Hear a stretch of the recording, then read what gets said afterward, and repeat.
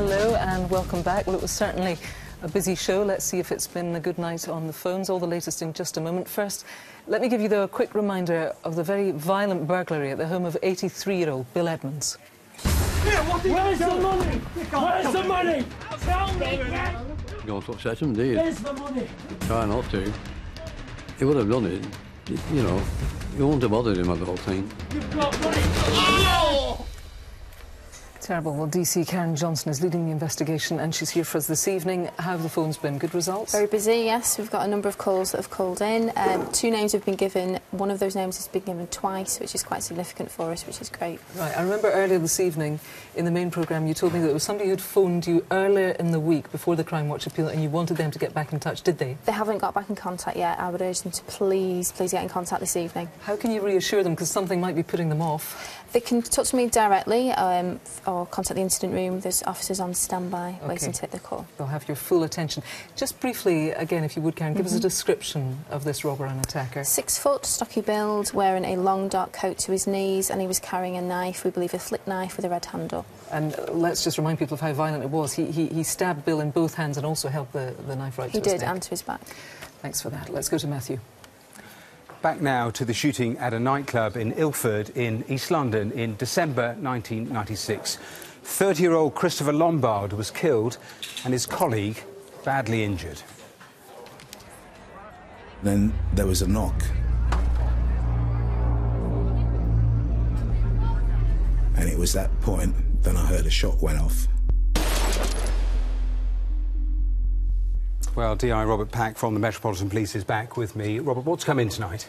Well, we've had developments in 2 main areas. Firstly, in relation to the EFITs, we've had 2 names put forward, bearing in mind, of course, that these were from the original investigation and 17 years have now passed.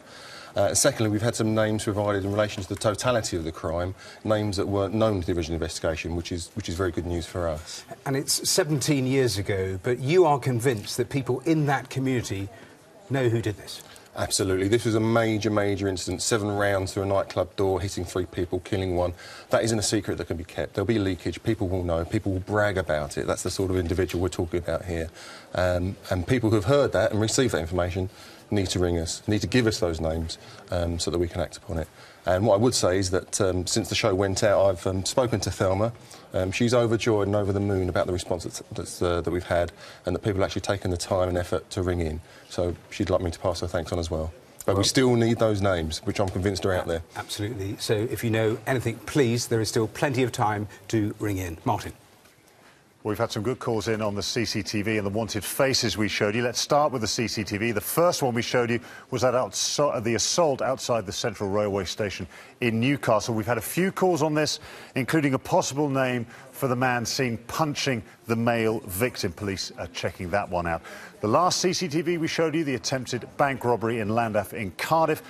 Police have had strong information on this one. They have a possible name for the suspect. Police, again, are following this one up. On to the wanted faces. Wanted face number 3, Jigger Sadiq, wanted for that connection with a knife assault. Several calls on this, including one giving a place of work where he was seen as recently as yesterday.